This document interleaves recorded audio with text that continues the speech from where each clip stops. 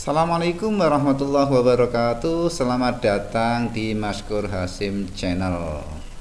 Oke, silakan untuk subscribe supaya bisa mengikuti materi-materi pelajaran yang ada.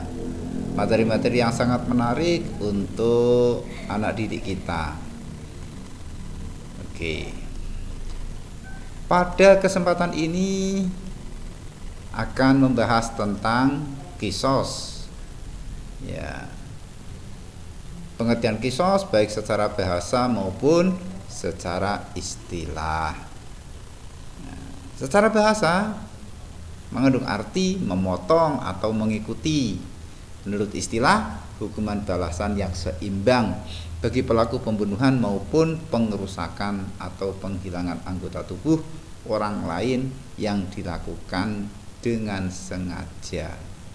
Ya. Lanjut. Ya, macam-macam kisos.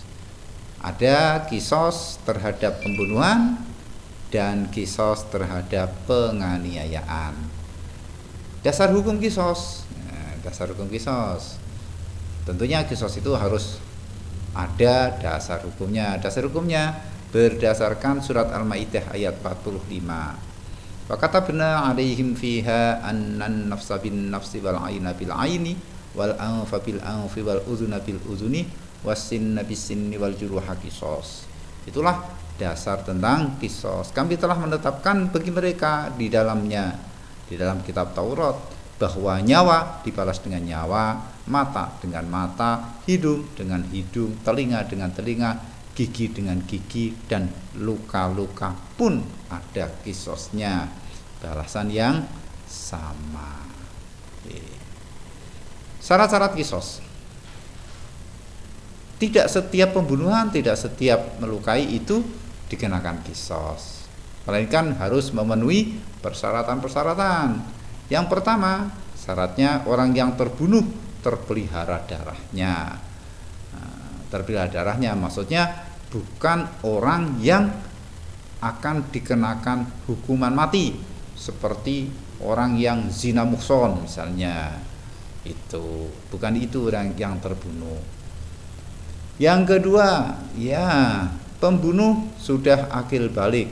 Kalau masih bayi mesti nggak bisa membunuh. Tapi kalau anak-anak misalnya membunuh, maka karena belum balik, dia tidak dikenakan hukuman kisos. Yang ketiga, pembunuh bukan bapak atau orang tua terbunuh, artinya orang lain. Kalau orang tua yang membunuh, maka tidak dikenakan hukuman kisos. Yang keempat, terbunuh sama derajatnya dengan pembunuh, artinya sama-sama derajatnya. Yang dimaksud sama-sama merdeka, bukan budak. Terbunuhnya bukan budak, ya, itu bukan hamba sahaya. Yang kelima, kisos dilakukan dalam hal yang sama. Kalau potong tangan ya dibalas dengan potong tangan, misalnya mata dibalas dengan mata, itu namanya dilakukan dalam hal yang sama.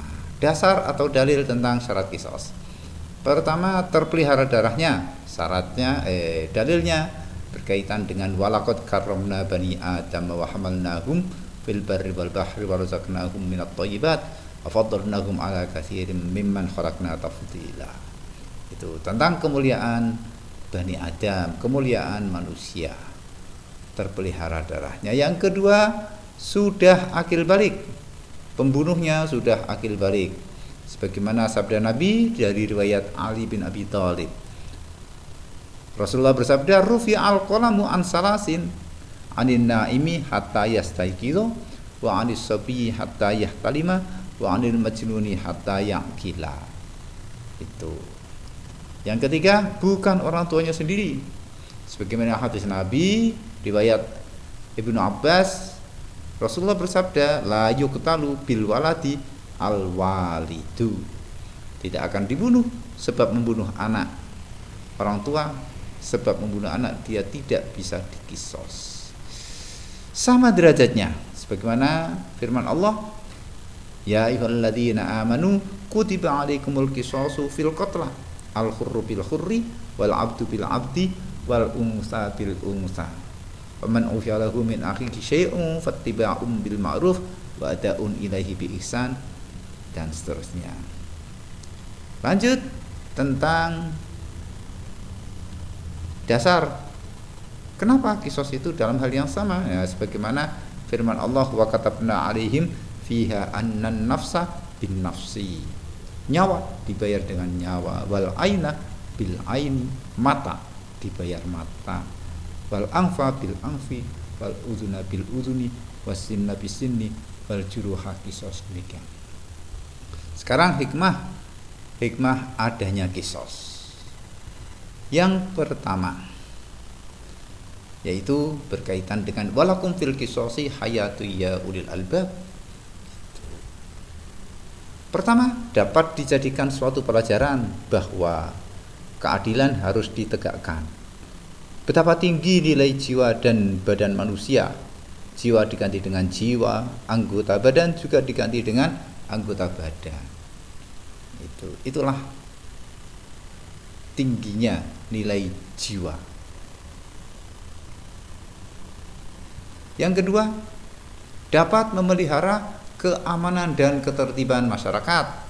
Karena dengan adanya kisos, orang akan berpikir lebih jauh jika akan melakukan tindak pidana pembunuhan ataupun penganiayaan, sebab akan dibalas sebagaimana dia melakukannya. Gitu.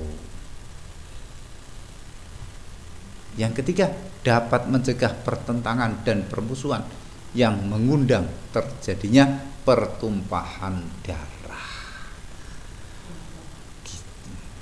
Anak-anakku sekalian, yang penting untuk diketahui bahwa pelaksanaan kisos itu yang melaksanakan adalah negara, tidak boleh dilakukan sendiri.